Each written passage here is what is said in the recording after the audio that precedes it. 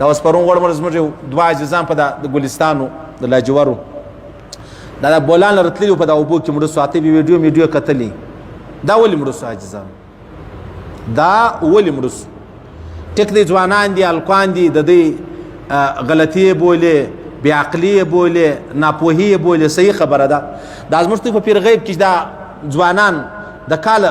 50 مري تر اوسه پورې چا د دې غور کړی دی که نه دی کړی او د دې حل نشته د دې حل نشته نو خو راولاړ دا زموږ صوفي چې دا اوس راغلی دی داسې بې غیرته صوفي نه موږ در اوسه نه ولیدل که دا وزیر اعلی چې دی نه مې د دین او د اسلام او ژرې د اسلام ورکړی د نور نو د اسلام چې څونه خلاف کارونه کېږي بیا د په حکومت کې کېږي صحیح ظلم خو راولاړ څه دا پیر غیب له راولاړ څه دا کډۍ الله جوړ کړی دی ډېر لاندې دی 500 غزه لاندې دی ډکېدو نه دی ورکه ټیکه ورکه د غلا او ټیکې چې تی سره ورکوي خواره کوي چاته ټیکه ورکه دا کډۍ د ډبرو ډکې دا کډۍ د ډبرو ډکې دونه دي چې ما چې خلک بلکې لمبېدلی سي نو به دا ستا پکنیک نه په خرابېږي پکنیک پوینټ به نه خرابېږي ځوانان به نه پکې مري انسانان به نه پکې مري د خلکو د خوشحالۍ لارې به نه بندېږي دا ته نشې کولی نو چې کولی شي نو بیا هر ورځ جنازې او لاشونه راوړې ولې راوړې د دې پوښتنه به الله د دې حکومت څه نه وکړي ول دا ډېر غټ ګران ځایونه دا نشي کېدلی هر ورځ موږ دا وینو پلانی مړ سو پلانی په اوبو کې ډوب سو پلانی ای خو سړیه کره ولاړ سه حکومت ستا خو په وسه پراده نو خو 50 به نه 100 به نه خو زر ټکټره ټیلې ډبرې به وغواړي خوروا یې اچوه دا د خلکو د کورو څخه چې د ځوانانو لاشونه پورته کېږي یو زوی څوک لري د خوارۍ زوی لري هغه هم په بولان کې ولاړ شي د خوارۍ ورور لري هغه هم په بولان کې ولاړ شي د خوارۍ وراره لري هغه هم په بولان کې ولاړ شي دا ولې نو چې دا د وزیر اعلی زوی پکې ولاړ شي بیا خدای راولاړېږي او نو چې د غریبانو زامن پکې ولاړ شي بیا دی پوښتنه نه کوي د الله رسول فرمایي داسې کسان به د قیامت په ورځ و الله ته وژاړي وایي یا الله د سر پر کنګرو بیا راځړولی وای د سر پر بېشتانو بیا راځړولی وای د اسمان لاندې دا ډېره ښه وه تر دې چې زه وزیر سوم یا زه وزیر اعلی سوم یا زه گورنر سولم د قیامت په ورځ د دې خلکو دغه حال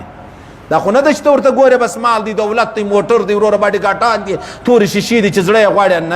نه دا خبره نه ده ډېره لویه ورځ را روانه ده د ډېرې لویې ورځ حساب و کتاب چې دی هغه را روان دی صحیح سلو ورسه په دنیا کې دا اوس مې هغه یو ټویټ کتی ده پوپلزي ده شهابالدین پوپلزي هغه پېښور دا چې کوم قادیانه یې ویشتلی و دا هغه خالد چې وویشتی دا اوس هغه اخبار یو ټوکړه ما محفوظه کړله دا کې لیکلي و چې هغه لاش امریکې لره ویوړی هغه لاش د قادیاني چې کوم دی هغه امریکنیانو امریکې لره ویوړی یو کافر د کافر دومره خیال ساتي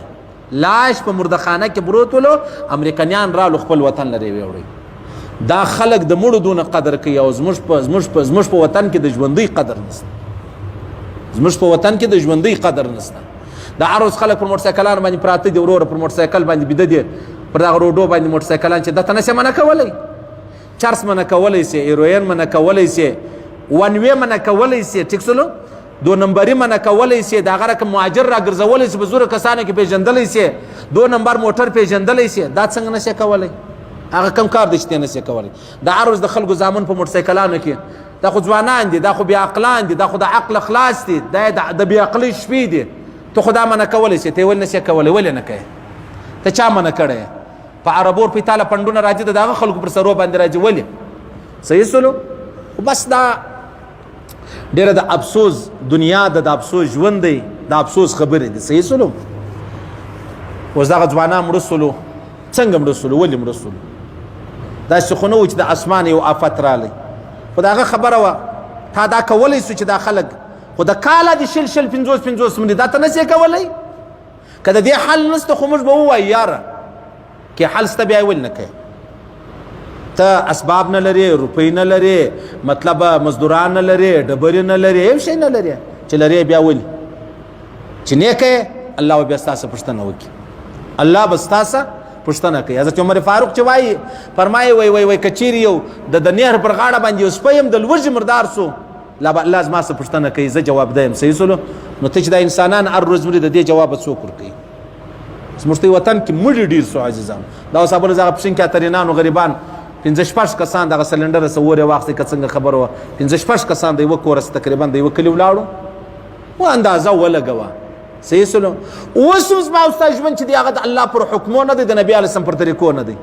د هغه باوجوده ما او تا په داسې وطن کې اوسېږو خو خیر الله د ټولو مغفرت وفرمایي، الله دې احسان ورسره وکړي، الله دې هغه ځوانان خاص کر زما یو عزیز پاکستان الله دې جنت الفردوس نصیب کړي، الله دې هغه بل ځوان ته جنت عدن ور نصیب کړي، الله دې قریبانو ته صبر جمیل ور نصیب کړي، الله دې زموږ ځوانانو ته عقلونه ورکړي، الله دې شعور ورکړي، الله دې هدایت ورته وکړي، الله دې حکمرانانو ته هدایت وکړي چې هغه دغه دا رقم ځایونه بند کړي چې هغه د انسانانو قتلګاه د انسانانو وای دا اگر څه خونیت ځای دي نو خود خونیت ځای دي نو ولې نه ته خونیت ځای کې سړی لمبېږي نو بیا به هغه چی شي دغه به چی شي سړی راخلي ملغلرې به راباسي.